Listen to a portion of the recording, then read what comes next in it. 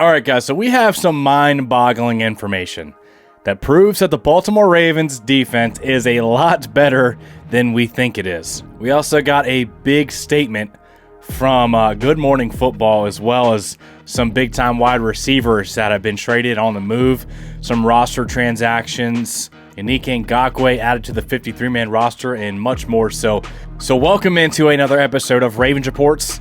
As you guys know, man, it's your guy Noah here for the flock. As always, bringing you guys our top 5 news reports and storylines coming out of our Ravens today. I hope you all having a fantastic day. Let's dive into the content. At number 1, a lot of talk about the Ravens trying to pursue a wide receiver. Amari Cooper also got traded from the Browns to the Buffalo Bills. Good thing and bad thing here, all right? The good news is the Ravens have to play the Browns twice, and they are getting to play them without their best player on offense, and Amari Cooper. Amari Cooper's made plays against us in the past, so he's gone. He's out of the Buffalo Bills on Sunday Night Football. And we talked about part of that reason is because the Ravens' run defense is elite, and the Bills have a great rushing attack, but they don't have any true number one weapons. So, or at least they didn't in the past. Now, if we were to see them in the playoffs, they have a number one weapon. And so far, number one guys, the big receivers like Jamar Chase, T. Higgins, Devontae Adams, Terry McLaurin, all these guys have had big games against the Ravens so far. So Amari Cooper, if we see him in the playoffs with the Buffalo Bills, not great. I still think we can get the job done. At number 2, Good Morning Football has some fun with the Baltimore Ravens, and I love Jamie on here talking about how the Ravens are her team.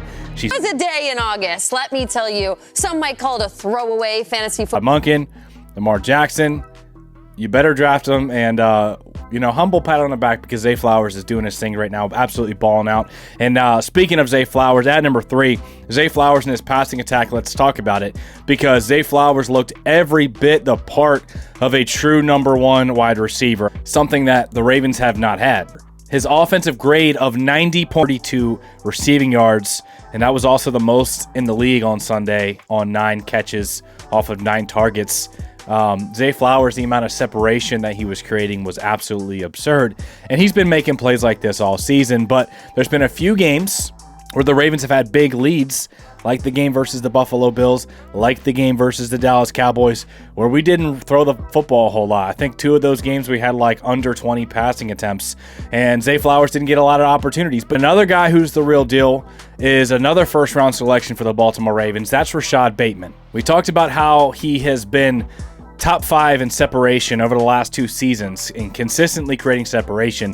Now he's building the trust of Lamar Jackson and, more importantly, Todd Munkin as his coordinator, and you're seeing the fruits of that. Rashad Bateman averaged 18 yards a catch last week. He's about 16 yards per catch on the season, and he's been so good at route running, snapping the route off over the middle of the field, those intermediate routes. And Rashad Bateman making a lot of plays, building the chemistry with Lamar. And Zay Flowers, we're talking about him. This passing attack can be special, especially now that we got Mark Andrews rolling in on the action.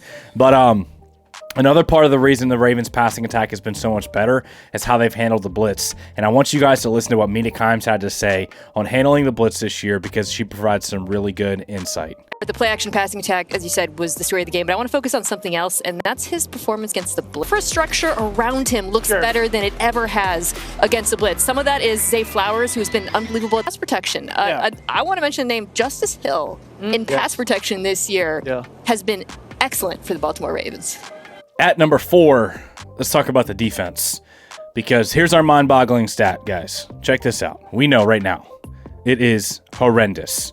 The Ravens are 31st out of 32 National Football League teams in defending the pass, giving up 275.7 yards per game.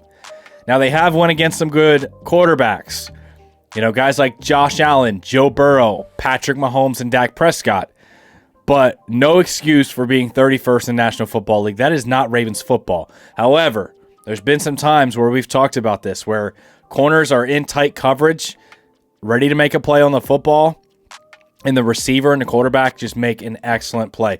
You saw it last week against Joe Burrow, where Joe Burrow was putting the ball. hats off to him, man. He was putting the ball on the money in a spot where only the receiver can get it, and then the receiver was making a great catch. Now, this is backed up by this stat right here. This is the mind-boggling stat. Top 5 defenses enforcing tight window throws right now. Okay, number 1 is the Detroit Lions, who, revamped their secondary in the offseason. At number 2 is the Baltimore Ravens. 22.9% of these throws are tight window. 22.9%. And you can see the amount of times, especially we saw even last week against Terry McLaurin, Brandon Stevens was tight in coverage on both of those big touchdowns, especially the one on 4th down in the end zone. This is to show you that it'll bounce the Ravens' way a few times, that they have a ton of talent in the secondary. Brandon Stevens and Marlon Humphrey are playing good football right now. Nate Wiggins, he played 75% of snaps against the Commanders. He's improving, and he's showing his talent. Ardarius Washington, Kyle Hamilton, Marcus Williams can stand for some improvement right now, but, they have talented guys in the secondary. They have talented cover linebackers in Roquan Smith and Trenton Simpson that just need to play a little bit better as well. But I just wanted to talk about this stat and show you, like, hey, we got talented guys, and we're forcing the second most tight window throws in the National Football League. And some teams have gotten, some teams have just made some plays on us. But I do eventually think this is going to break, and we're going to start to see some dominant performance from the Ravens' pass defense, and I think it's going to come soon, guys. At number 5, check this out. Our guy, Yannick Ngakoue, he was signed to the 53-man roster. He had 2 practice squad elevations after John Harbaugh said that him and Ronnie Stanley were battling out in practice. John was like, yeah, he's giving Ronnie, they're both winning. They're going back and forth. But they liked what they saw from Yannick in practice. They bumped him up from the practice squad for the game 2 weeks in a row against the Bengals and then against the Commanders. And he's made the most of his opportunities, so much so that he got a sack and just a few pass rush snaps, got a couple of hurries and a quarterback hit on an unlimited action. And the Ravens said, we've seen enough. We're bumping you up to the 53-man roster.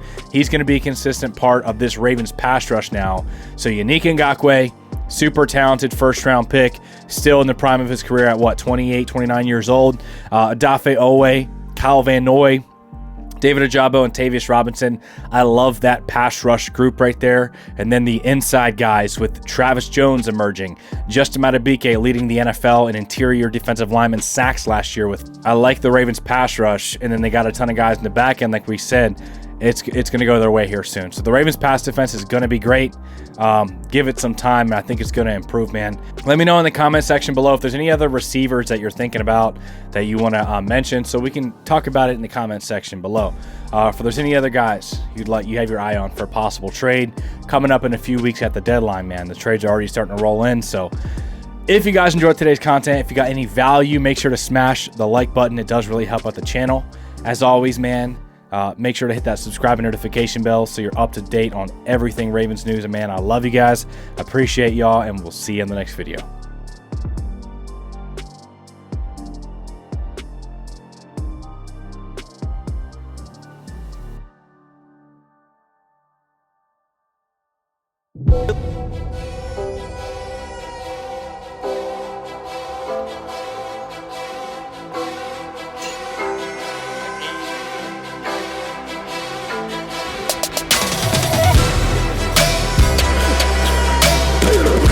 When he wasn't looking, he ran me over.